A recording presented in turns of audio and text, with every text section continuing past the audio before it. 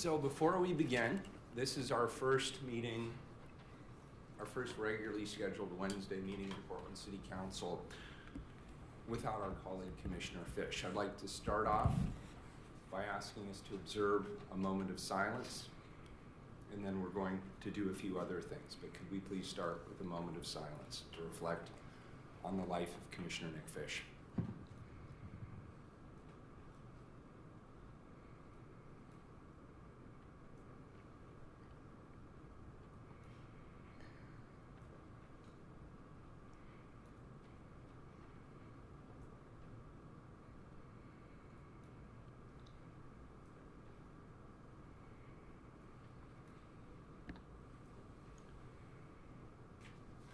Thank you.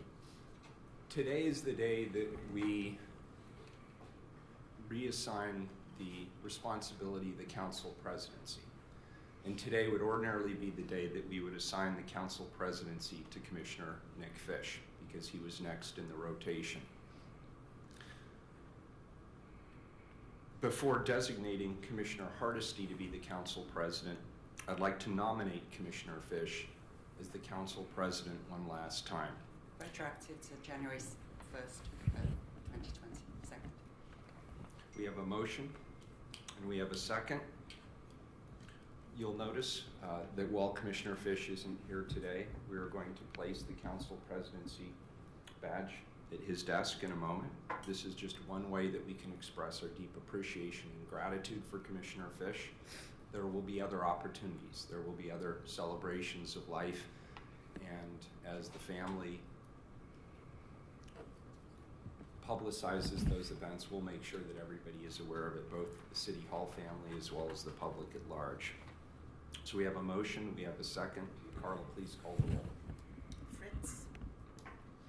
So as a middle child myself, I knew that Commissioner Fish would not like to be skipped when it was his turn. So I suggested this to the mayor yesterday, that we honour him by making him council president.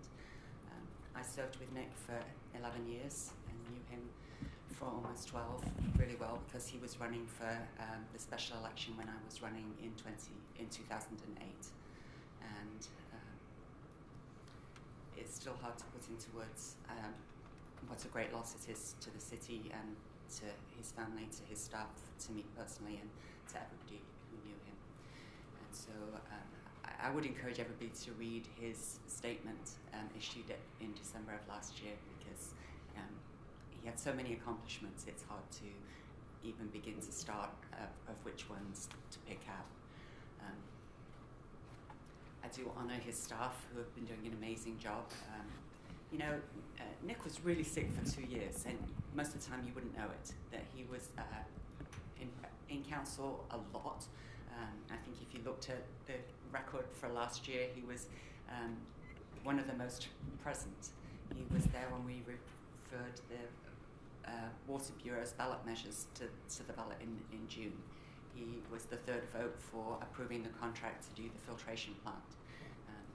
Every bureau you ever have, you become really attached to it, and you are always looking after it. And so Nick was certainly a good partner at being in charge of environmental services. He did an amazing task in restoring public trust in the utilities during Mayor Hales' administration.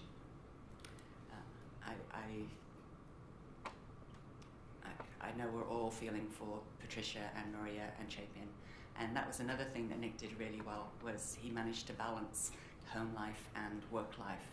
And I thank Maria and Chapin and Patricia for letting us have so much of Nick. People don't realise that when you're on the council, you're just on all the time. You go to the grocery store at 10 to 11 at night trying to get your family a jug of milk, and somebody's right there telling you, could you please do something about homelessness? Thank you for bringing that to my attention. And Nick not only did that, but he went out of his way to meet with people and make sure that they knew that he was listening. And so, aided by amazing staff in his office. So I'm very honoured to move the plaque for President of the Council to Commissioner Nick Fish. Hardesty.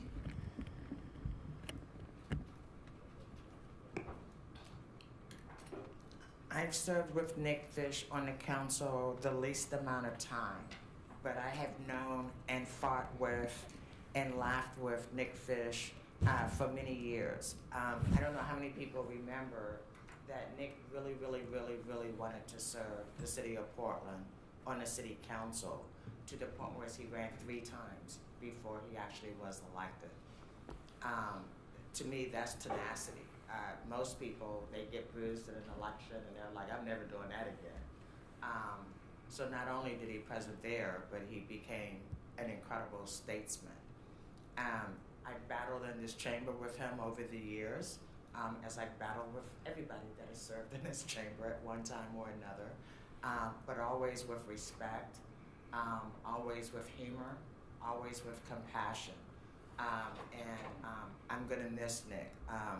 I will say that when I was running for this seat, Nick was running for re-election, and there were many, many days that he was sitting next to me, and I would go, you need to go home. Why are you here?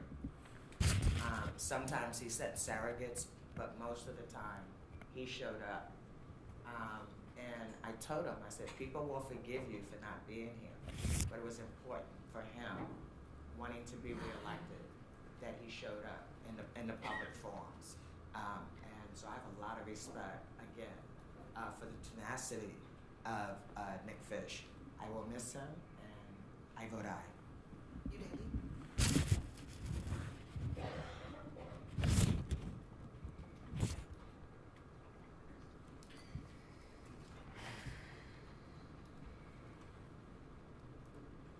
I think I'm the crier on the council. I'm the crier. I was fine. So I'm really unprepared to say all the things that I have to say about Commissioner Fish.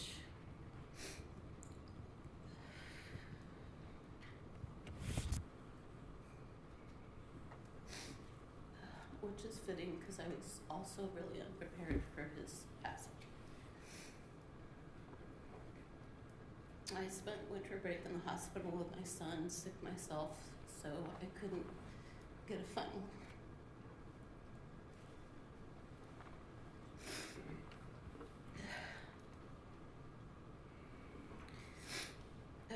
visit in with Nick. I was still hoping against hope that he would be coming back to us, or that he would finally take the break that we all encouraged him to take to focus on himself. He carried himself with such strength and dignity through this illness that I don't think even people quite close to him realized how dire his condition was.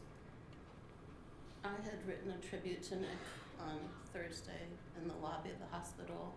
It just flowed out of me and onto the page, and as I was putting the finishing touches on it, I lost the file.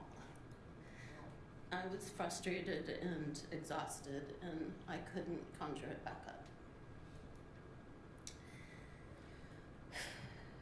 And a few hours later, I learned of his death.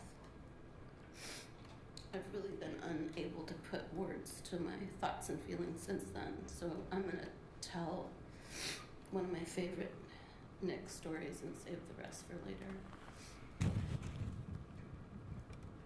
Oh gosh, you guys, I'm sorry, I just cannot get this frog out of my throat.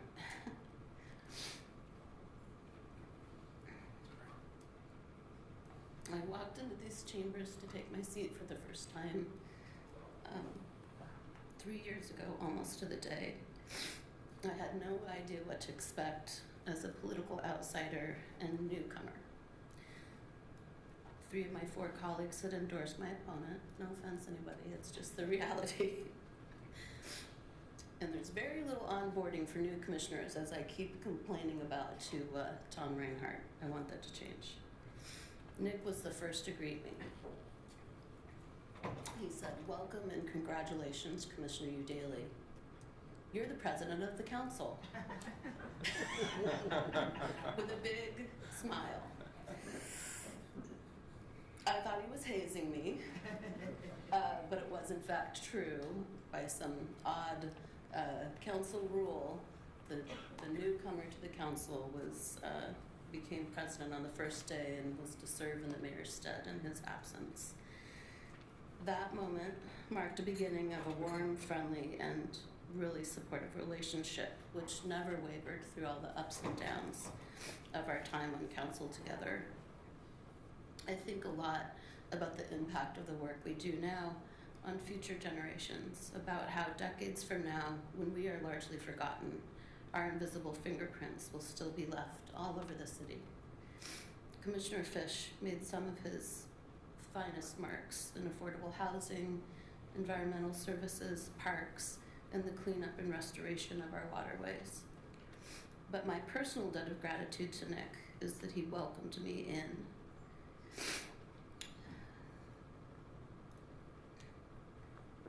And insisted I take my place.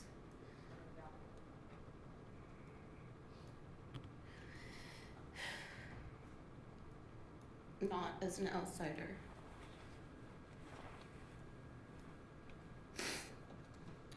but as an integral part of something much bigger and more important than ourselves or our differences. It was an honor to serve on this council with him. He brought such valuable knowledge and history, equanimity, humor, civility, and an endless willingness to find the reasonable and amicable compromise as our unofficial mediator and middle child of the council. My love and gratitude and sympathy to go out to his family, friends, and staff. He will be missed dearly. Bye.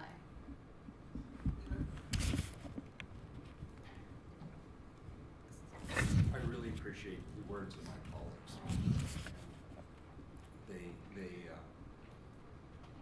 They speak for me as well. It was an honor to have known Nick Fish, and to have served with him. Before I served with him, he was also a friend. And I still remember the first time I met him. It was purely a coincidence. And life was different back then for both of us. The very first evening that we went out together, he introduced me to some people who are still some of my best and closest allies. And he never stopped. From that very first time that I met him, we continued to enjoy that kind of a relationship. He was a great connector. He was loved by many, many people in this community. And I came to appreciate very quickly that he was a highly intelligent, very thoughtful individual. And he also had a great sense of humor, and I don't want to lose sight of that. That was one of the things I really loved about him, was he had an understated but really thoughtful and intelligent sense of humor, and I'll miss that about him. I want to note that he was a politician's politician, and I mean that in a positive sense. I know the word politician has become sort of a dirty word. It's become something of a jab.